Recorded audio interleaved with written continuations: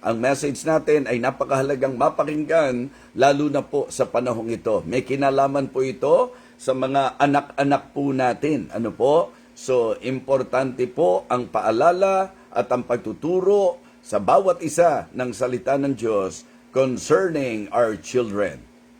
Psalm 127 verses 1 to 5. Except the Lord build the house, they labor in vain that build it. Except the Lord keep the city, the watchman waketh but in vain. It is vain for you to rise up early, to sit up late, to eat the bread of sorrow, for so he giveth his beloved sleep. Lo, children are an heritage of the Lord, and the fruit of the womb is his reward. As arrows are in the hand of a mighty man, so are children of the youth. Happy is the man that hath his quiver full of them. They shall not be ashamed, but they shall speak with the enemies in the gate. Ang sesentruhan po natin, yung sinabi po ng verse number 3, but it is very important for us to consider the whole chapter sapagkat ito po ay masasabi nating magandang turo ng ating Panginoon sa kanyang salita para sa bawat isa. Sabi po ng verse number 3, Lo, children are an heritage of the Lord, and the fruit of the womb is His reward. Let us go to the Lord in prayer. Dakilang Diyos, aming Panginoon, umaasa po kami na ngayong umagang ito, ngayong sandaling ito, muli mo po kaming pagpapalain, tuturuan, kakausapin, at papaalalahanan. I pray, O Father, that you will again guide me. Bless me, O Lord, and give me wisdom. May you fill me with your Holy Spirit, O God, and may you reach the heart of the people through this message, O Lord. Again, thank you so much sa ministry po ng Believers Breakfast. Thank you for always blessing this ministry and even ang aming pong mga viewers, Heavenly Father. Ito po ang aking panalangin, aming Ama, para sa iyong kapurihan, sa pangalan po ng aming Panginoong Jesus. Amen. Amen. Ang ating pag-uusapan ay usapan patungkol sa ating pong mga anak. Paano po ba natin tinatanaw ang anak na ipinagkaloob ng Panginoon sa atin? Ang ating pong binasa ay napakagandang chapter sa usaping pamilya. At ang paalala po ay napakahalaga rin na ating pong laging tatandaan na sa usapang pamilya, hindi mo kayang dalin ang iyong pamilya. Hindi mo kayang itatag ang iyong pamilya. Alam po natin that God is builder of the home. Ang pamilya po ang unang institusyon na itinayo ng ating Panginoon. Among 3 institutions na nalalaman po natin, alam po natin sa Biblia na ang unang institusyon na itinayo ng Panginoon ay ang family. At dito po sa ating magiging pag-aaral, kausap ko po si Deacon Larry Lumanog at ang amin pong naging sharing ay ang patungkol sa mga nagiging kaganapan ngayon. And I believe somehow aware po ang marami sa atin. Mga kakilakilabot na pangyayari, mga sitwasyon o masasabi nating kaganapan na hindi po masayang pakinggan. Lalo na po ang mga krimen na nagaganap po ngayon. At ang involved ay ang mga anak-anak o ang mga kabataan. Dahil po dyan, siya po'y nagbigay ng magandang suggestion po sa akin na magandang talakayin po ang usapin tungkol po sa kung papaano natin dapat gabayan ang ating pong mga anak. Kung papaano pong ang pamilya ay dapat magkaroon ng tinatawag nating atensyon sa usapang pagpapalaki ng mga anak. So kaya pakinggan po nating mabuti ito. I believe, alam niyo po yan, yung mga naging kaganapan itong mga nakaraang panahon, barilan, saksakan, at kung ano-ano pa po na nakakakilabot, na mga bagay na hindi natin ma-imagine, mga kapatid. Sabi nga, kung ang pag-uusapan, yung mga nagiging kaganapan sa mundong ito, makakapil pa ba tayo ng safety, mga kapatid? Hindi ba? Parang sa buhay sa mundong ito, kundi talaga sa Panginoon, marahil mga kapatid, tayo po ay masasabi po nating madadala So, it is very important this morning na tayo po ay ma-enlighten, and then, ang aking pong nakikitang susi ay ang pagkilala sa Diyos sa ating pong pamilya. Yes, isang bagay na dapat nating ipanalangin ng ating pamilya ay mabuo sa Panginoon.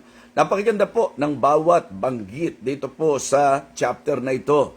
Ang unang-unang talata pa lang po ay magandang magdala sa atin sa realization that except the Lord build the house, they labor in vain that build it. Kahit ikaw ang masasabi nating masipag na ama, kahit sabihin po natin na kayo pong mag-asawa ay napakatyaga sa buhay, o kaya sabihin natin kahit na po kayo ay nagkaroon ng matatalinong anak, ang isang bagay po na wag nating kakalimutan ay ang napakaliwanag na sinasabi po ng talata that except the Lord build the house, they labor in vain that build it. Kung mamarapatin lang po at kung ganito lang po ang sitwasyon ng bawat pamilya na ang Diyos ang siyang mangunguna, gagabay, naniniwala po ako na hindi tayo makakabalita ng mga nabalitaan natin itong mga nagdaang araw. So, importante ang tamang pananaw, at ang tamang pananaw ay ang mula sa turo ng banal na kasulatan.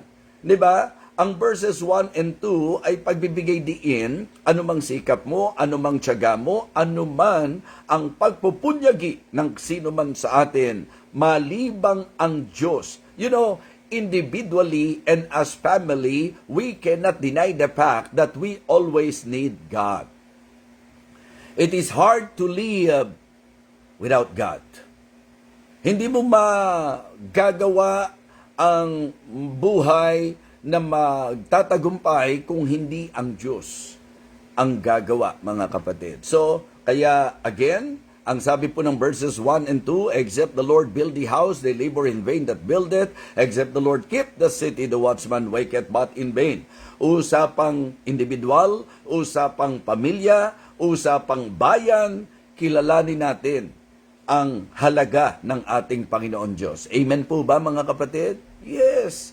Amen. Sa verse number 2, it is vain for you to rise up early, to sit up late, to eat the bread of sorrows, for so he giveth his beloved asleep. Nakatungtong po yan sa sinasabi po ng verse number 1, na walang kwenta ang lahat ng gagawin po natin, mga kapatid. Walang kwenta po ang lahat ng pagpupursigi, pagtitiyaga, pagmamasipag, pagpupunyagi, lahat wala pong kabuluhan kung hindi po kikilos ang ating Panginoon. So let us always acknowledge God. And in verse number 3, ito po ang magiging emphasis po natin sa amin pong napag-usapan ni Deacon Larry Lumanog, na ako raw po ito malakay sa mga current events, sa mga kasalukuyang kaganapan. At dito nga po ang isa sa amin pong nasentruhan ay ang patungkol sa mga kabataan o patungkol sa mga anak. You know, magsisimula ang lahat sa tahanan. Kung ano po nagiging ang mga bata sa labas, ang lahat ay nagpasimula sa bahay. Ang lahat ay nagpasimula sa pamilya, sa tahanan, mga kapatid. And I believe it is good for all of us to have the right views, yung tamang perspective sa usapan ng anak. Verse number 3, I believe, is the key. Ito ang susi. Yung pong understanding, yung pong tamang acceptance. Ang sabi po, law children are an heritage of the Lord. And the fruit of the womb is His reward. Ang lumalabas po sa pahayag ng salita ng Diyos, ang anak daw po ay bigay ng Panginoon. 'Di ba? Mana mula sa Panginoon. Kaya po ang mga anak natin, blessing po 'yan. 'Di ba? Gift po ng Panginoon sa atin 'yan. Maila-line up po natin 'yan doon sa sinabi ng James chapter 1 that every good gift and every perfect gift comes from above. Ito po ay mula sa Panginoon. So, doon tayo dapat magsimula, mga kapatid. Lalo na po sa mga giliw nating mga taga-subaybay, kung kayo po ay mga magulang, mga kapatid, yung magulang na sa English po, parents. Parent, mga kapatid. Yung po ang tinutukoy ko. Kung kayo po ay parent, ito pong mensaheng ito, I believe, ay helpful para po maiwasan natin. Ito po yung po pwedeng mag-prevent ng mga kakilakilabot ng mga kaganapan sa paligid natin sa usaping krimen na ang nagiging involved ay ang mga kabataan. Ang sabi po, Lo, children are an heritage of the Lord. Ang bata ay mula po, mana po mula sa Panginoon. So, ang napakaganda po na masimulan po natin concerning our children, yung importansya po ng right treatment. Yes, papaano natin dapat itrato ang ating mga anak? Okay? Sa sinabi po ng salita ng Diyos, dahil mana natin sila, biyaya sila, pagpapala sila ng Panginoon sa atin, so itrato natin sila ng tama. Okay? We should thank the Lord for them. We should treasure them. Kumbaga sa usapan, sa prinsipyong itinuturo ng salita ng Diyos, we are all stewards. Tayo po ay mga katiwala ng Panginoon. Kaya mga kapatid, ang ating pong pananaw sa katotohanan ng turo ng Bible ng anak ay biyaya, pagpapala at mana na mula sa Panginoon, siyempre po, paano natin dapat itrato ang nagmula sa Panginoon? Paano natin dapat itrato ang mga bagay na ipinagkatiwala sa atin ng Panginoon? So, right treatment, I believe, is very important. Let us thank the Lord for them. Pasalamatan natin ang Panginoon. Huwag nating itatrato o imamaltrato ang ating pong mga anak. So, siyempre po, kung ano ang magiging turing mo sa ibinigay, yun po'y magdedetermine ng pagpapahalaga mo sa nagbigay. May mga magulang po kapag ka dumating ang anak at may mga hindi magandang kaganapan sa buhay, pati yung batang walang kinalaman, idinadamay. Mula nung dumating ka sa buhay namin, mula nung ipinanganak ka, wala nang magandang nangyari sa buhay namin, wala nang magandang nangyari sa pamilya namin. Para bang gustong sabihin, salot ka. Para kang hindi sa Diyos pagka ganun ang trato mo sa anak na ibinigay ng Panginoon sa iyo. Dahil ang sabi ng Bible, Lo, children are an heritage of the Lord, yung itrato natin ng hindi tama ang anak natin. Minsan yan po ang problema. Yung maling pagtrato natin sa anak natin po, pwedeng yan po ay magdala sa kanila sa rebellion. Yan po ay po pwedeng magdala sa kanila sa maling values. Yan po ay po pwedeng mag-implant sa isip nila ng negatibong bagay. So doon tayo magsimula. Paano ba natin dapat itrato ang anak na ayon sa Biblia mula sa Panginoon, mana mula sa Panginoon? Make them feel that we are thankful to God sapagkat ibinigay sila sa atin. I-treasure po natin sila. Ang idea po nung ite-treasure, wag po nating hayaan na sila po ay mapabayaan. Huwag po nating hayaan na ang mga anak po natin ay matatapon at masasayang ang buhay. Kayamanan silang bigay ng Panginoon sa atin. We must be a good steward of our Lord sa anak na pinagkaloob sa atin. Paano ang tamang pagtrato sa ating pong anak? Hindi ho masamang disiplinahin ng anak, pero dapat tama ang disiplina. So dito ngayon papasok na sa usapang right treatment, dapat meron tayong right teaching and right training. Right teaching and right training. Hindi po pwedeng lumaki ang anak mo na gano'n na lang kaagad. Nagsimula po yan sa kung paano mo siya tinrato, kung paano mo siya tinuruan, kung paano po natin siya sinanay, mga kapatid. So kaya sa Biblia po, ang linaw ng sinasabi, train up a child in the way he should go, so that when he is old, he will not depart from it. So yung values, maganda, na ito po ay ating ituturo sa kanila. And you know what? Being a believer, it is actually a great advantage na tayo po ay believer, may Biblia po tayo na nagtuturo sa atin kung ano ang dapat itinuturo natin sa mga anak natin. Maganda bata pa lang sila, alam nila na maganda na naghahawak tayo ng Biblia. Mga kapatid, hindi naman po natin tinitingnan na evil ang cellphone o ang anumang mga gadget. Kaya lang batang-bata pa lang sila, sanay na silang humawak ng gadget. Ang tanong, sanay ba silang humawak ng Bible? Minsan batang-bata pa lang sila, sinanay na natin sa gadget, sinanay na natin sa budget, di ba? So, ibig sabihin, dinadaan po natin doon sa pagiging, alam niyo po, materialistiko yung ating pong mga anak. So, we better be careful mga kapatid and please learn from the scripture kung paano natin dapat tinitrain ang ating pong mga anak. Diba? Dalhin niyo po sa church. Hindi maganda na Kristiyano ka, yung anak mo ang ginagamit mong dahilan kung bakit hindi ka makakapunta sa church. Dapat po bata pa lang po yan. Diba? Kaya nakakatuwa eh. Actually po, isa-shoutout ko lang po si Topher, isa-shoutout ko lang po, ito pong si Kayna, na sa nakikita ko po, magandang ang exposure po nila sa church. Alam niyo po, may natural na kulit ang mga bata. Yung iba nga, ang tanda na makulit pa rin eh. May mga natural na kulit. Yung pong yung children's ministry ng Living Water, sina-shoutout ko kayo. Isa kayo sa blessing sa ating church. Ayan, mga bata pa lang yan, mga sinanay na, yung mga anak-anak ng miyembro. Naku, nakakatuwa po pag makikita nyo yung kung paano po sila nag-i-involve ng sarili nila. Again, let me emphasize to you, mga giliw na taga-subaybay, na ang anak po ninyo, hindi po nung lumaki, ganun na lang kaagad yon. Hindi po.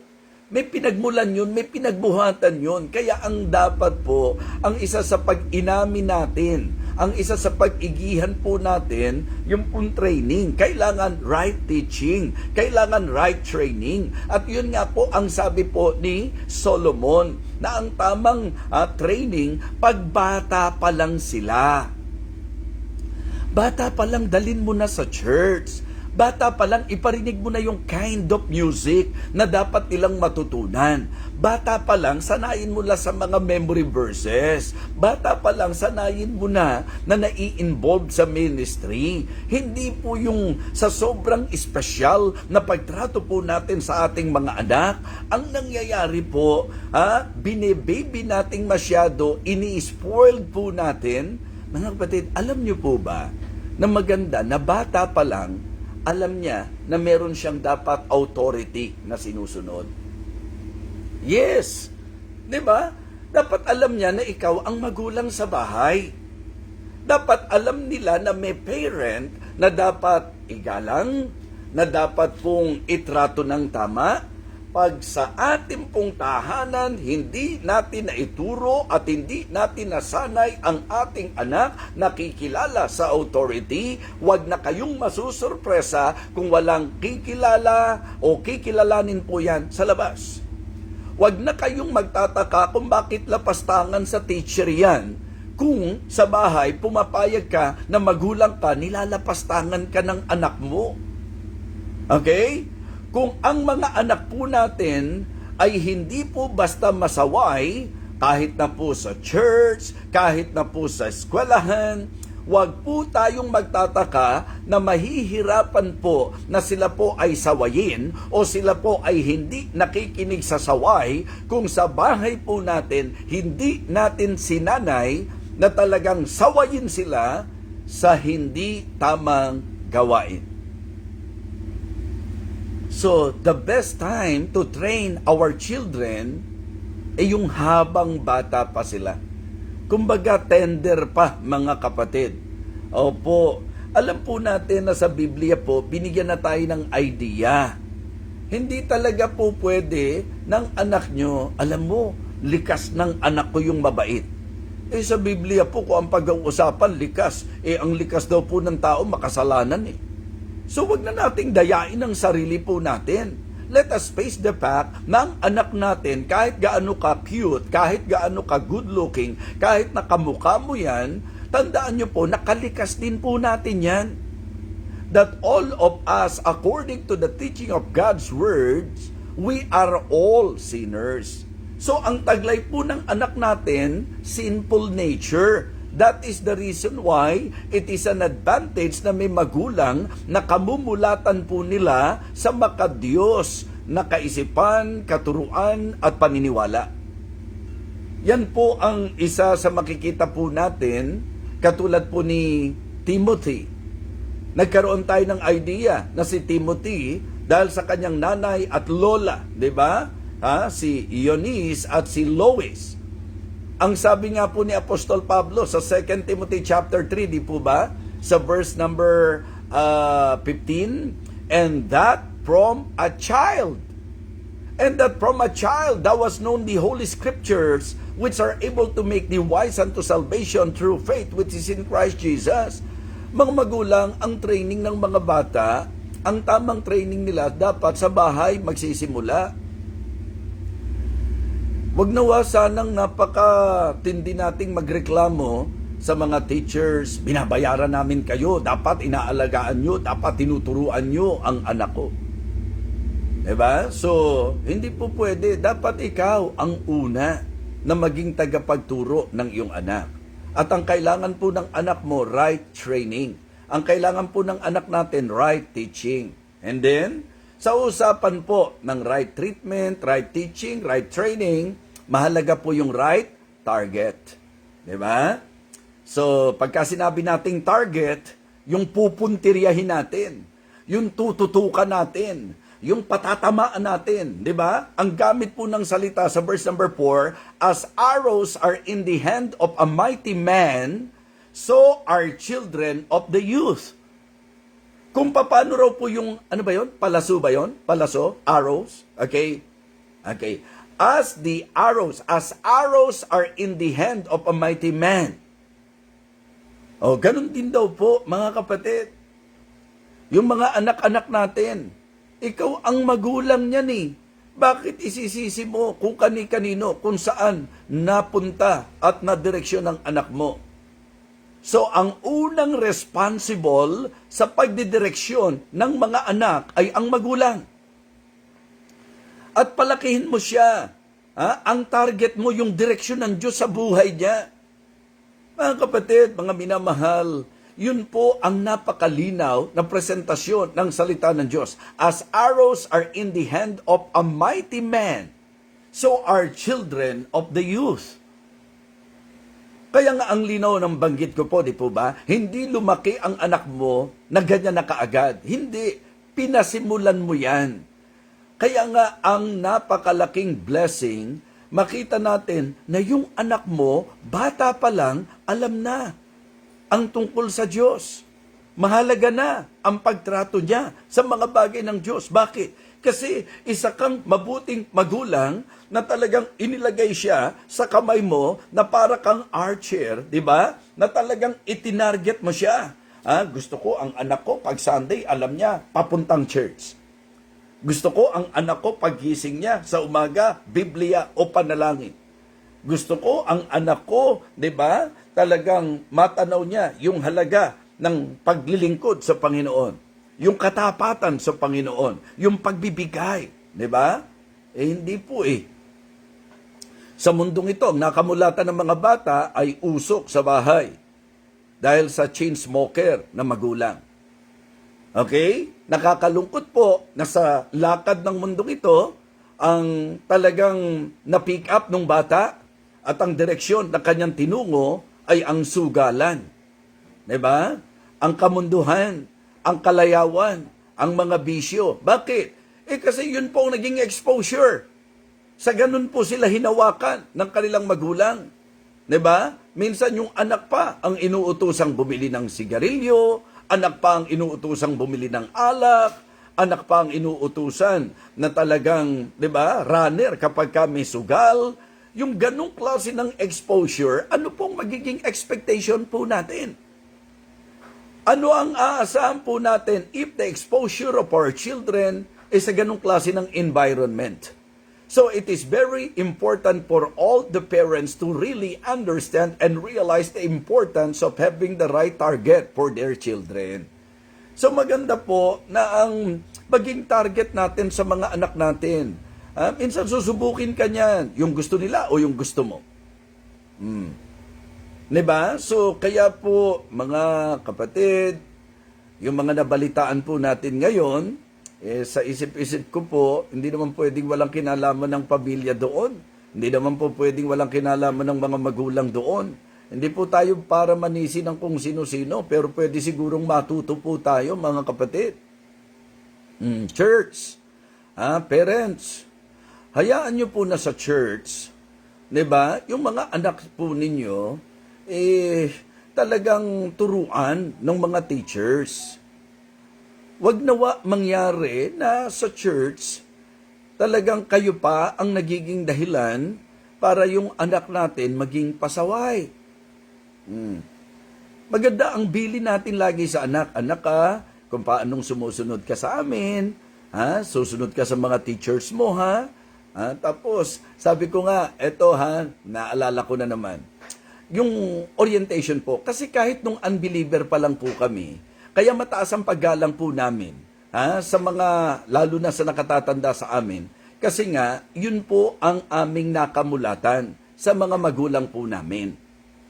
Diba? So, halimbawa, may mga churches ngayon, during the time of BMO, kami po, sa grupo po namin, sinanay po namin na yung mga bata nagmamano po sa mga pastor.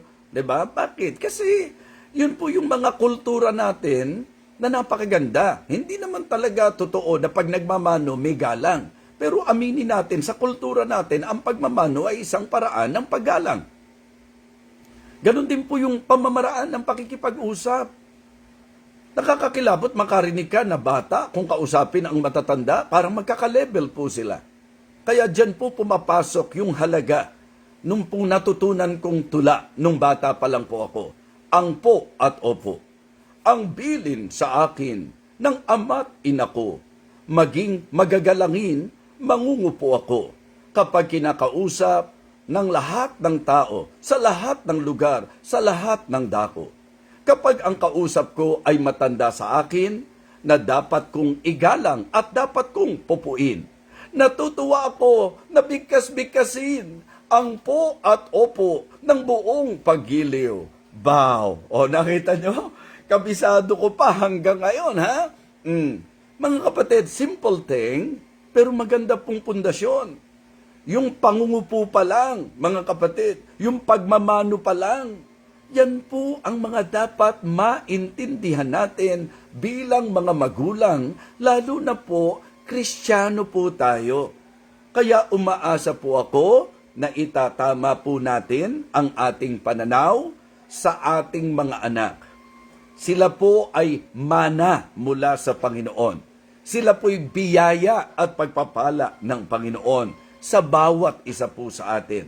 Sila po ay nakalinya sa good and perfect gift from above. Kaya kinakailangan po na atin pong mabigyang pansin ang napakahalagang role natin. Mga kapatid, napakasarap isipin na kapag ka po ikaw ay may anak, nandito po ang mga tao na talagang pinupuri ka, tuwan-tuwa sa iyo dahil sa kung ano ang napakagandang nakikita nila sa anak mo. At napakasakit sa puso sa kabilang panig nito. Napakalungkot na kapag ka po ang mga tao sinusumpa at itinuturing na salot ang anak po natin.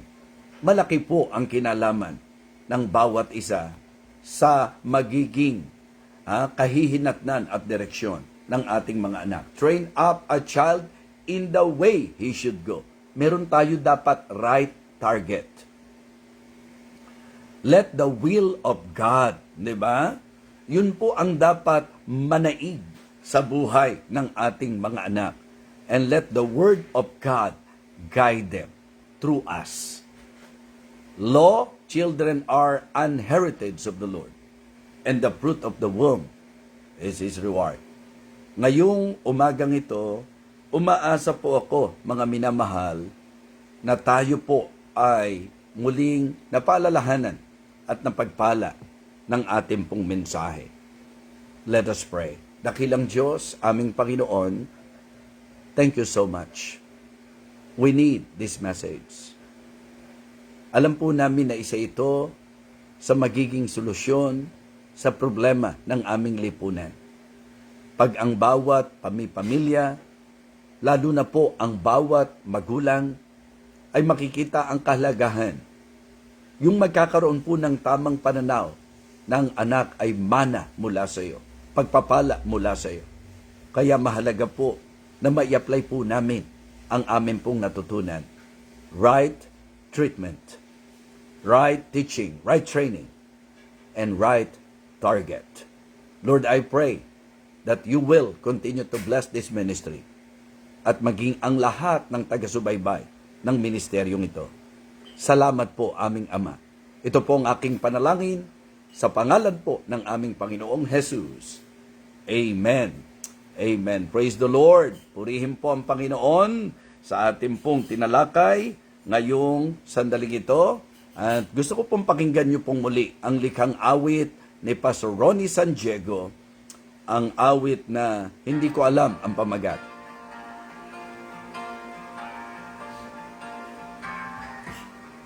Jesus made my life complete since He came into my heart. With His love and by His grace, I'm saved, I'm sure saved. For by grace I am saved through faith, and that not of myself.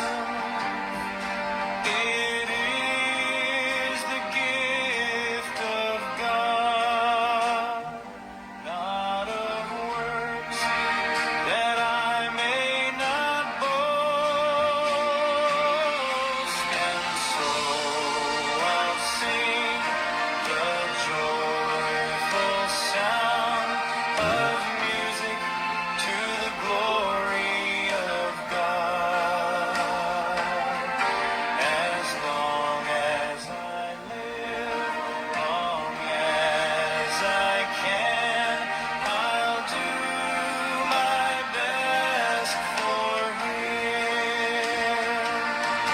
For by grace I am saved through faith, and that not of myself. It is the gift of God, not of works, that I may not boast. And so I'll sing the joyful sound of music to the glory of God. As long as I live, long as I can, I'll do my best for Him. I'll do my best for Him. I'll do my best for the Lord. Amen. So, abangan po ninyo sapagkat aawitin ko po sa church ang awit na ito sapagkat naaalala ko nung time na ito po'y na-compose, kami po ang mga umaawit ng awiting yan. So, abangan nyo po. Hindi natin alam kung kailan, pero mangyayari po yan sa kalooban po ng Panginoon. So, again, good morning everyone. Ito pong muli ang inyong lingkod, Evangelist Fernando de Vega, na ang tibok ng puso lagi ay ang ipangaral ang salita ng Diyos at ang parangalan po ang ating Panginoon Diyos. Ingat po kayo sa lahat ng ito. To God alone be the glory.